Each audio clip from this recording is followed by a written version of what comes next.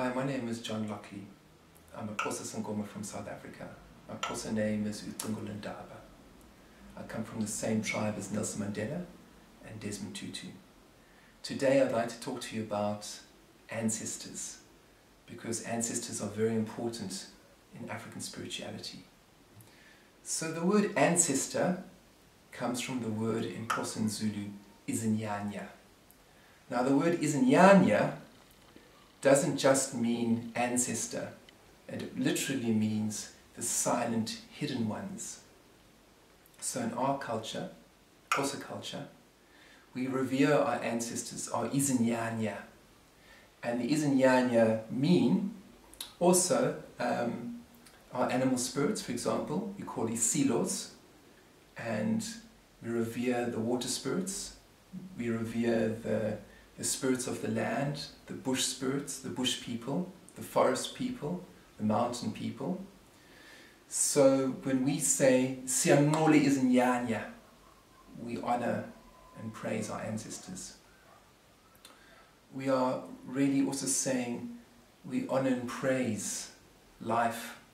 We honor and praise everything we are connected to. So if you look at North American culture, indigenous culture, they would say to all my relations. And they have various different languages in North America, but the essence of it is to all my relations. So for us we say to all my ancestors. So in our culture we start our spiritual practice with the blood in our veins. So we start with our own bloodlines, our own ancestors, down our mother's side, down our father's side. And a big misconception is that we worship our ancestors.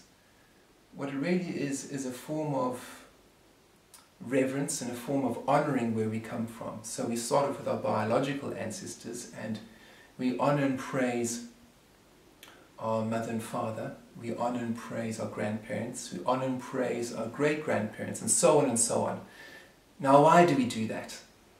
We do that because without our grandparents, without our great-grandparents getting it together, we wouldn't have the gift of life, because as African people we revere the blood in our veins, we revere and honor the gift of life.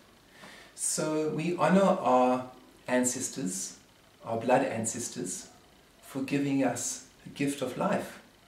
It's a good thing, no? The gift of life.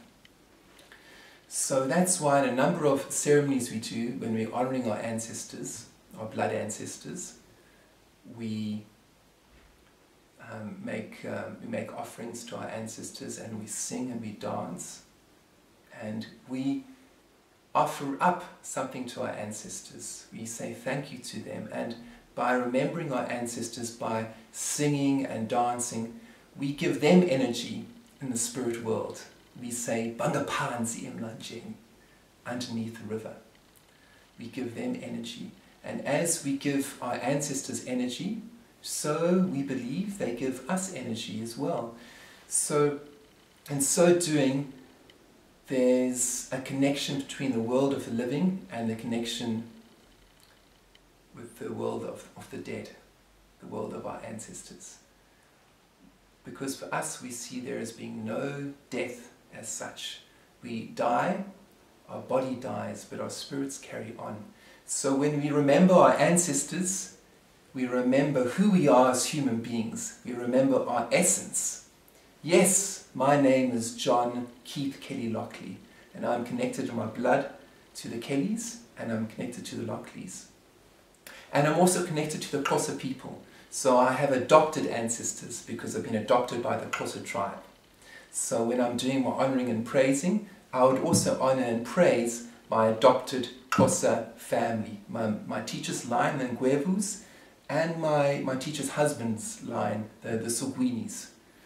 So why is it important to do this practice? It's important because we need to remember who we are as human beings and where we come from.